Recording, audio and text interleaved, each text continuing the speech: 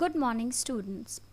IPM International School and College welcomes you to your iLearn class of Commercial Studies. I, Miss P. Singer, today will be teaching you the third chapter of Commercial Studies, that is Profit and Non-Profit Organization. In this segment, we'll study about the meaning of these two terms.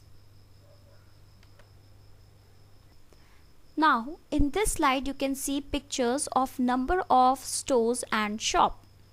For example, if you go to Pantaloons, then from there you can purchase different kinds of clothing for yourself.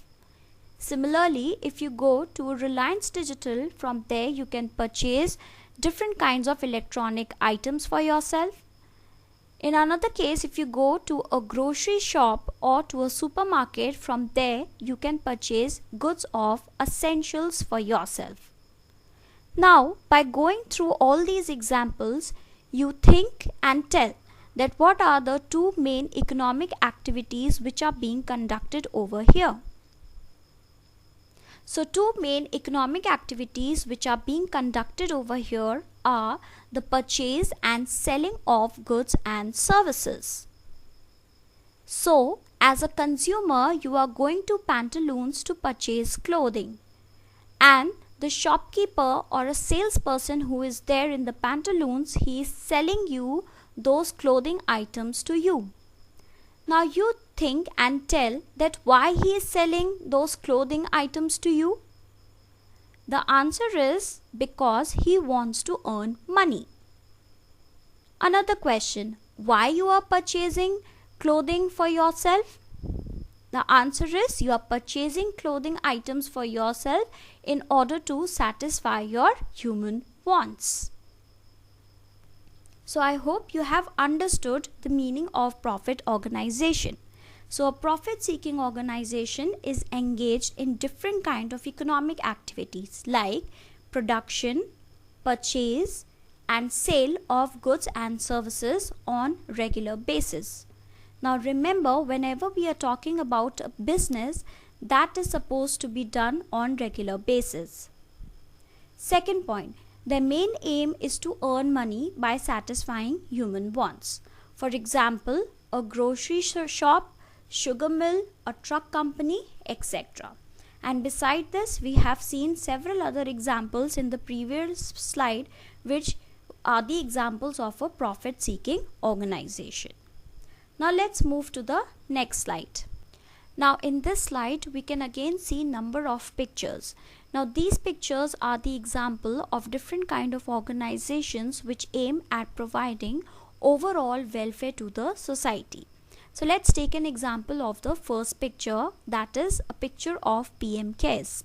Now I think you already must be knowing about it. So what is the full form of PM CARES? It stands for Prime Minister's Citizens Assistance and Relief in Emergency Situation Fund. Now you tell me that what is the objective of this fund? The main objective of this fund is to collect donation or money or fund from the general people in order to fight against the pandemic COVID-19. Now, do you think that whatever money will be collected under this fund will be used for the economic welfare? Definitely not. Whatever fund will be collected, whatever money will be collected under this fund will be utilized by the government of India in order to fight against the COVID-19. Similarly, if you take an example of the next picture, that is CRY. Now again, the full form of CRY is Child Rights and You. Now over here again, this is a world famous organization which fights against the rights of the children. So you tell me, are these organizations are working for the economic welfare or for the non-economic welfare? Yes, they are fighting with the objective of, they are working with the objective of non-economic welfare. So we can say that the main objective of these organizations is not to earn profit but to provide service or welfare in the society. And that is why they are known as non-profit organizations. So what are non-profit organizations? These are the organizations which are set up not to earn profit but to serve the society. Now you have to remember that these organizations can be organized in three different ways. First, they can be set up in the form of a society. Secondly, they can also set up in the form of a trust and also in the form of non-profit companies. Now when we talk about societies, then again there has to be a group of 10 or more people, and they should associate voluntarily. Voluntarily means what? That they should come together for a common objective on their own.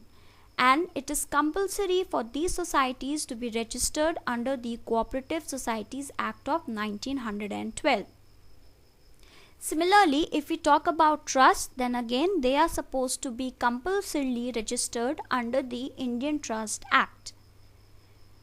The third point, that is if they are organized in the form of a non-profit company. Now over here the name itself is telling you non-profit company means what? The main objective of these companies will not be to earn profit but to provide social benefit or welfare to the society. And again they are compulsorily supposed to be registered under the Companies Act of 2013. So I hope in this segment you have clearly understood the concept of profit seeking organizations and the non-profit seeking organizations.